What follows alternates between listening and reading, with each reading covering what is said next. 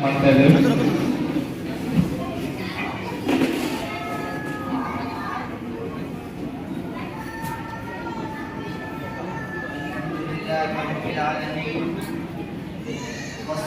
والسلام على سيد الأنبياء والمرسلين وعلى آله وأصحابه أجمعين إلى يوم الدين أما بعد.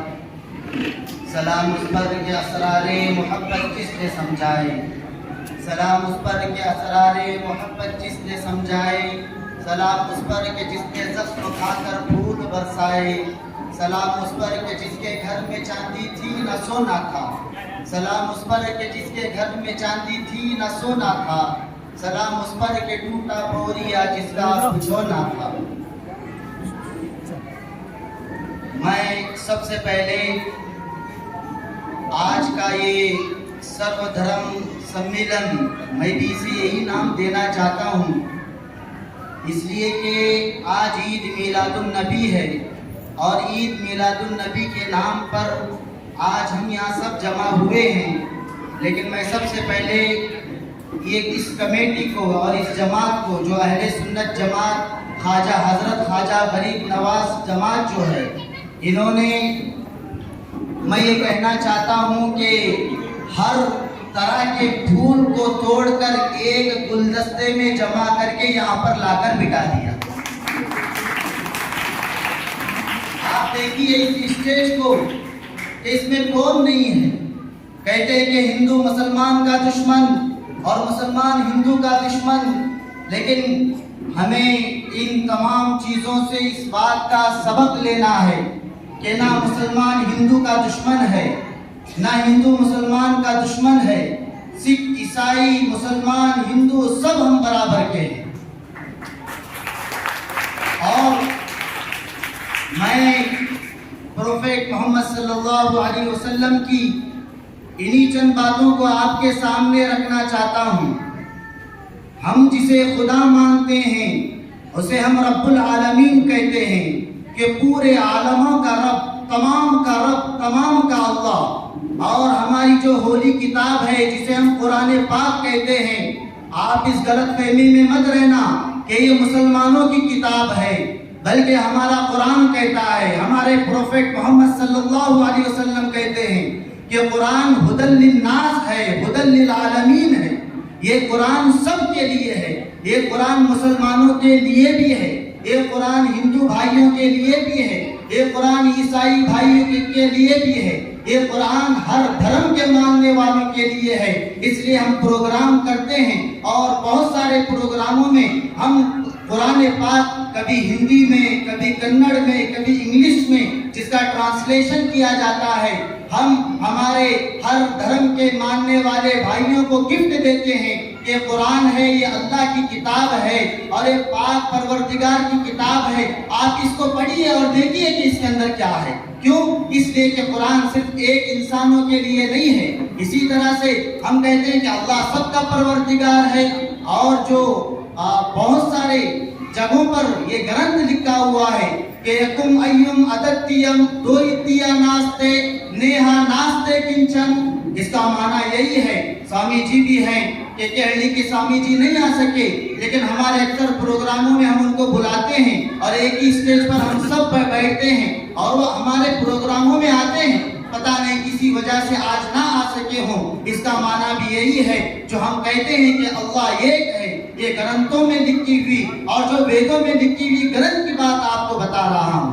بہرحال پروفیٹ محمد صلی اللہ علیہ وسلم تمام لوگوں کے لیے رحمت بنا کر بھیجے گئے اور ان کا پیغام یہی تھا، جیسے فادر نے بھی کہا، ہمارے مفتی سلیمان صاحب نے بھی کہا اور دوسرے سوامی جی نے بھی کہا کہ محبت کو پھیلاؤ اور محبت کو عام کرو. امن و شانتی ہونی چاہیے. ہندو مسلمان کے ناموں پر لڑائی نہیں ہونی چاہیے. آج اس عید میلاد النبی کے نام پر ہم پروفیٹ محمد صلی اللہ علیہ وسلم کی انہی باتوں کو آپ کے سامنے رکھتے ہیں اور بہت سارے باتوں میں سے ایک دو باتیں آپ کے سامنے رکھنا چاہتا ہوں کہ پروفیٹ محمد صلی اللہ علیہ وسلم نے یہ بتایا ہے کہ غریبوں کی کیا کرنا، مدد کرنا، اور کوئی بیمار ہو جائے اس کو جا کر دیکھنا. جیسے فادر نے انگلش میں آپ کو بتایا، کوئی بیمار ہو گیا اور کوئی پریشان ہو گیا، اس کو جا کر دیکھو، آپ کا پڑوسی ہے، آپ کا نیبر ہے، آپ کے گھر کے برابر میں رہنے والا ہے، یہ نہیں دیکھا جائے گا کہ آپ کے برابر میں رہنے والا کوئی ہندو بھائی ہے اس لیے ہم مسلمان ہیں نہیں جائیں گے۔ نہیں، پروفیٹ محمد صلی اللہ علیہ وسلم نے ایسے نہیں بتایا، بلکہ یہ بتایا، پروفیٹ محمد صلی اللہ علیہ وسلم کا میسج یہ تھا کہ اگر تمہارے برابر میں کوئی نیبر ہے، تمہارے برابر کا کوئی پڑوسی ہے، اگر وہ رات میں بھوکا سو جاتا ہے، اور تم کھانا کھا کر پیٹ بھر کر کے سو جاتے ہو، تو کہا تم پکے اور سچے مسلمان نہیں بن سکتے۔ ایک پروفیٹ محمد صلی اللہ علیہ وسلم نے فرمایا، اپنے پڑوسی کا خیال رکھنا، چاہے وہ ہندو ہو، وہ سکھ ہو، وہ عیسائی ہو یا مسلمان ہو، کوئی بھی ہو، اس نے رات میں کھانا کھایا ہے یا نہیں، اس کے گھر میں کھانا بنا ہے یا نہیں، اس کے گھر میں کوئی بیمار ہے تو اس کے لیے دوائی آئی یا نہیں آئی، ان تمام چیزوں کو دیکھنے کی ذمہ داری یہ ہماری ہے، میری اور آپ کی ہے۔ اسی کو سدبھاونا کہا جاتا ہے، اسی کو سرو دھرم کے ساتھ چلنا کہا جاتا ہے، کہ پیار، محبت، امن و شانتی کے ساتھ چلنا۔ آج ہم تھوڑی باتوں پر لڑنے کے لیے آ جاتے ہیں۔ کچھ لوگ ہوتے ہیں جو اسلام کو بدنام کرنے کی کوشش کرتے ہیں، کچھ لوگ ہوتے ہیں جو مسلمان بھائیوں کو ہمارے خلاف اور ہمارے لوگوں کو ان کے خلاف بھڑکانے کی بات کرتے ہیں۔ لیکن اگر آپ جاننا چاہتے ہیں کہ اسلام کیا ہے، پروفیٹ محمد صلی اللہ علیہ وسلم کیا بتاتے ہیں اپنے ماننے والوں کو، اور قرآن کیا کہتا ہے، تو آپ جو ہے اسلام کو پڑھی، اسلام کی سچی جو باتیں ہیں اس کو آپ پڑھو، اور جو ہے ہمارے دھرم گرو جو ہے مسلمان، ان کے پاس جا کر آپ ان باتوں کو پوچھو۔ ایک بات میں آپ کو بتاتا ہوں، ایک واقعہ تو مفتی صاحب نے بتایا، دوسرا واقعہ کہ اللہ کے نبی جو ہمارے محمد صلی اللہ علیہ وسلم تھے، وہ ہر ایک کے ساتھ محبت سے پیش آتے، ہر ایک کے ساتھ اچھائی سے پیش آتے۔ ایک ہندو بھائی، ایک غیر مسلم، ایک نان مسلم ان کے گھر پر آتا ہے، آ کر رات میں ان کے گھر میں رک جاتا ہے، ان کا گیسٹ بنتا ہے۔ رات میں اتنا زیادہ کھانا کھا لیا جس کی وجہ سے اسے رات میں موشن ہو جاتے ہیں، اسے رات میں سنڈاس آ جاتی ہے اور جانے کا پتہ نہیں چلتا۔ نیند میں وہ جو بستر جہاں سویا تھا وہیں پر اس نے وہ جو ہے پورا پاخانہ کر لیا۔ اب ڈر گیا، پروفیٹ محمد کے گھر میں ہوں اور میرے سے یہ کیا ہو گیا، تو کہا کہ کیا کروں۔ صبح میں پروفیٹ محمد صلی اللہ علیہ وسلم اٹھنے سے پہلے نکل کر بھاگ گیا کہ کہیں ایسا نہ ہو جائے یہ اٹھے، مجھے گالی دے، مجھے مارے، اور جو ہے مجھ کو برا بنا کہے کہ تو نے پاخانہ گھر کے اندر اور وہ بھی جو ہے بستر میں کر دیا۔ تو یہ راتوں رات بھاگ گیا، لیکن جاتے جاتے دور جب گیا تو یاد آیا میری تلوار جو ہے وہ تو میں یہیں چھوڑا ہوں، تلوار یا سرا تھی میں تو وہیں چھوڑ کر آیا ہوں۔ تو سوچا کہ واپس لے کر جانا چاہیے۔ جیسے واپس لینے کے لیے آیا تو کیا دیکھتا ہے کہ محمد رسول اللہ صلی اللہ علیہ وسلم اس کا بستر صاف کر رہے۔ تو یہ ڈر گیا کہ اب کیا ہوگا، ڈرتے ڈرتے کہا کہ میں یہاں تلوار چھوڑ کر گیا تھا۔ تو پروفیٹ محمد صلی اللہ علیہ وسلم نے کچھ نہیں کہا، یہ نہیں کہا کہ تو نے یہاں پر یہ پورا گندا کر دیا اور ایسا کر دیا، تو ایسا ہے، کچھ نہیں کہا کہ بھائی میں بھی تمہارا انتظار کر رہا تھا کہ تم اپنی تلوار چھوڑ کر گئے، یہ لو تمہاری تلوار، آپ جا سکتے ہو۔ یعنی اتنا بڑا کام کرنے کے بعد بھی پروفیٹ محمد صلی اللہ علیہ وسلم نے ان سے کچھ نہیں کہا۔ وہ دیکھ کر ان کا عاشق ہو گیا اور کہا کہ آپ واقعی اللہ تبارک و تعالیٰ کے بھیجے ہوئے برگزیدہ بندے اور واقعی آپ پروفیٹ ہو، اور وہ وہیں پر اس نے اسلام کو قبول کر لیا۔ یہ اللہ کے نبی صلی اللہ علیہ وسلم کے اخلاق تھے۔ ہمارے فادر بھی یہاں پر موجود ہیں، ایک واقعہ اس کے ضمن میں سنانا چاہتا ہوں۔ یمن سے ایک بڑے عیسائی اسقف بن حارث ان کا نام تھا، اور یہ عیسائیوں کے بڑے عالم تھے اور عیسائیوں کے بڑے فادر تھے۔ ان کے ساتھ 60 عیسائی آئے، 60 عیسائی ان کے ساتھ آئے۔ مدینہ منورہ میں جب آئے تو ان کی نماز کا وقت ہوا۔ یہ عیسائی حضرات میں نماز پڑھتے ہیں، اپنے انداز میں پڑھتے ہیں، اپنے اعتبار سے پڑھتے ہیں، ہم اپنے اعتبار سے عبادت کرتے ہیں۔ ہندو بھائی اپنے اعتبار سے جو ہے وہ پریئر کرتے ہیں اور پوجا پاٹ کرتے ہیں، عبادت کرتے ہیں، ہر ایک کو کرنے کی اجازت ہے۔ پروفیٹ محمد صلی اللہ علیہ وسلم نے بھی اپنے زمانے میں سب کو کرنے کی اجازت دی تھی کہ آپ جس دھرم کو مانتے ہو آپ اپنے دھرم کے مطابق کرو۔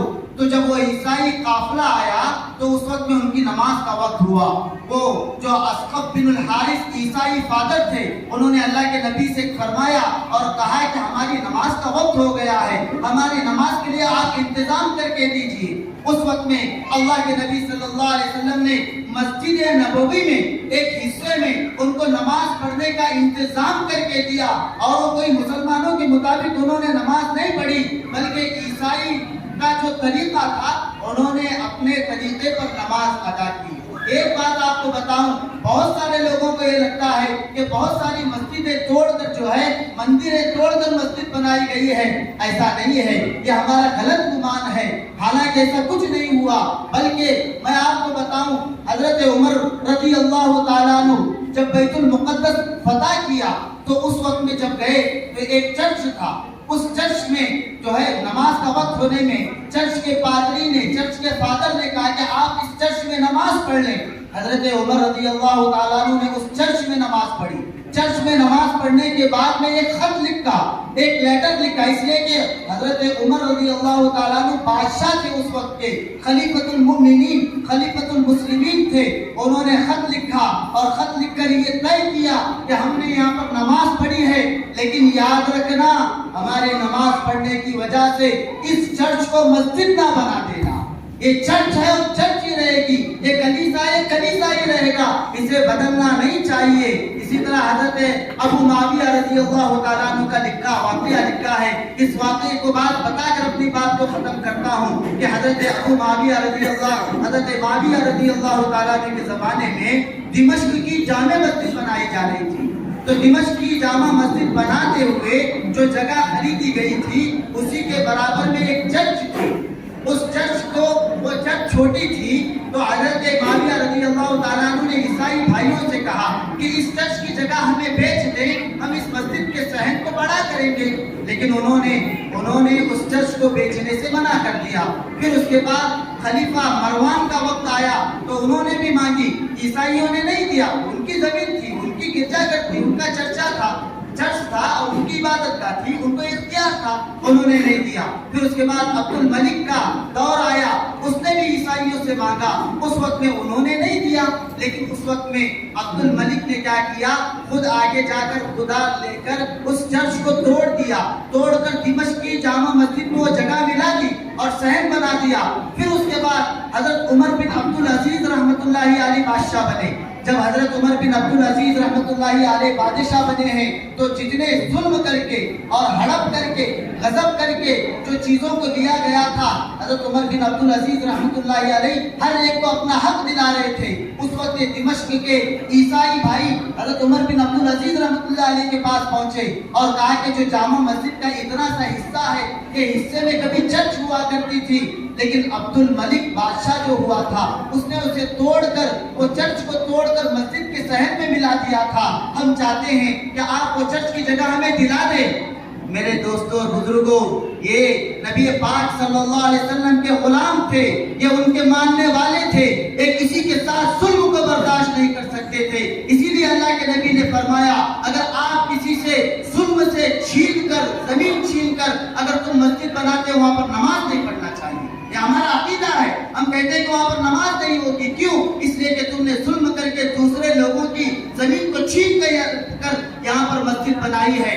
تاریخ گواہ ہے, حضرت عمر بن عبد العزیز رحمۃ اللہ علیہ نے شام کے گورنر کو خط لکھا اور شام کے گورنر کو خط لکھ کر کہا کہ اتنی زمین یہ عیسائیوں کی زمین تھی, اور تاریخ کہتی ہے, ہسٹری کہتی ہے کہ اتنی زمین یہ عیسائیوں کی تھی, چرچ تھی, اس لیے اتنی زمین کو, اتنی مسجد کو توڑ کر عیسائیوں کی زمین عیسائیوں کے حوالے کر دیا جائے. یہ تاریخ میں یہ فیصلہ لکھا ہوا ہے. پھر یہ فیصلہ جب لے کر عیسائی بھائی آئے, تمام مسلمان بیٹھ کر ان کی منت سماجت کی, ان سے درخواست کی کہ مسجد بن گئی ہے, آپ اس کے بدلے کوئی دوسری جگہ لے لیں تاکہ وہاں پر آپ جو ہے چرچ بنا لیں. ان عیسائی بھائیوں نے دیکھا کہ مسلمانوں نے تو فیصلہ ہمارے حق میں کیا ہے اور انہوں نے ہم پر ظلم نہیں کیا, تو انہوں نے وہ جگہ کو چھوڑ دیا اور دوسری طرف انہوں نے چرچ بنایا. کہنے کا مطلب یہ ہے کہ ہماری مسجدیں ہماری جگہوں پر بنائی گئی ہے. یہ تمام چیزیں کچھ لوگوں کے بتانے پر, ہمیں لڑانے کے لیے, اور ہم جو ہے لڑ کر, میں بارہا بہت سارے ہندو بھائیوں کے پروگراموں میں بھی جاتا ہوں، میں بار بار کہتا ہوں ہمیں بھڑکانے والا وہ جا کر اے سی کے کمرے میں بیٹھ جاتا ہے، لیکن میرے نوجوان بھائی کا جو نقصان ہوتا ہے، گھر پہ جب آگ لگائی جاتی ہے وہ آگ یہ نہیں دیکھتی کہ یہ ہندو کا گھر ہے یا مسلمان کا گھر ہے۔ جب کبھی ایسے حالات آتے ہیں تو معاملہ وہ کیا ہوتا ہے، نوجوان بچے مسلمان کے بھی نکل جاتے ہیں، ہندو کے بھی نکل جاتے ہیں، اور نقصان کس کا ہوتا ہے؟ جو مین ہم ہیں، ہمارا نقصان ہوتا ہے، اس کی بھرپائی کہیں نہیں ہو سکتی۔ اسی لیے بارہا ایسے پروگرام ہونے چاہیے جس کے اندر ہم سب مل کر بیٹھیں اور ہم اسلام کو جانیں اور اسلام کی باتوں کو سمجھیں کہ ہمارے پروفیٹ ہم نے کیا بتایا ہے، ہمارے نبی نے ہمیں کیا بتایا ہے، اور کس طرح سے مسلمان زندگی گزارتا ہے۔ ہم کسی پر ظلم نہیں کرتے، بلکہ بات بتا کر اپنی بات کو ختم کروں کہ اگر کوئی ایک مسلمان کا قتل کرتا ہے اور اس کی کوئی غلطی نہیں تھی تو کہا کہ اس کے بدلے میں اس مسلمان کو قتل کر دیا جائے۔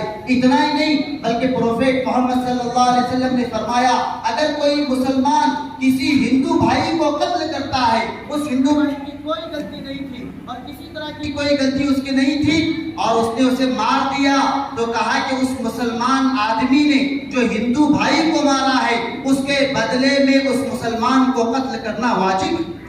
یہ اسلامی شریعت جانو گے تمام قانون جو ہے یہ آئیں گے، کیوں؟ اس لیے کہا کہ جتنا حق تمہارا مسلمانوں کا دنیا میں رہنے کا ہے اتنا ہی ہندو بھائی کا بھی رہنے کا ہے، عیسائی کا بھی رہنے کا ہے۔ ہر ایک کو ہمارے اسلام نے، ہمارے پروفیٹ محمد صلی اللہ علیہ وسلم نے رہنے کا حق دیا، اپنی عبادت کرنے کا حق دیا، اپنے اعتبار سے جینے کا، اپنے اعتبار سے بولنے کا حق دیا ہے۔ کسی کے حق کو نہ محمد رسول اللہ صلی اللہ علیہ وسلم نے مارا ہے، نہ اسلام نے کبھی مارا ہے۔ یہ جو باتیں اڑی آتی ہیں یہ اسے سر پیر نہیں بغیر سر پیر کے کہتے ہیں، یہ ایسی آ جاتی ہے اور ایسے ہی لوگ جو ہے ہمیں لڑانے کی کوشش کرتے ہیں۔ ہماری امید ہے، تمنا ہے اور ہماری خواہش ہے کہ ایسے سمیلن ہونا چاہیے جہاں پر بیٹھ کر ہم صد بھاونا کی بات کریں اور جہاں پر بیٹھ کر ہم دیش کو آگے بڑھانے کی بات کریں اور دیش کو آگے لے جانے کی بات کریں۔ ایجوکیشن کے لائن سے، دوسری ترقیات کے لائن سے ہمیں سائنٹسٹ کی ضرورت ہے، ہمیں ججز کی ضرورت ہے، ہمیں وکیلوں کی ضرورت ہے، ہمیں آئی ایس اور آئی ایس کے ایس کیے ہوئے لوگوں کی ضرورت ہے۔ ہم اپنی پوری ہماری صلاحیت، ہماری طاقت، ہمارا پیسہ اور ہماری انرجی اور ہمارا دماغ ہمارے بچوں کو جو ایجوکیٹڈ بنانے پر لگائیں گے، ہمارا دیش پورے دنیا میں ایک نمبر بن کر آگے آئے گا۔ لڑائی کو چھوڑنا پڑے گا اور اس طرح سے آگے بڑھانا پڑے گا۔ وآخر دعوانا ان الحمد للہ رب العالمین۔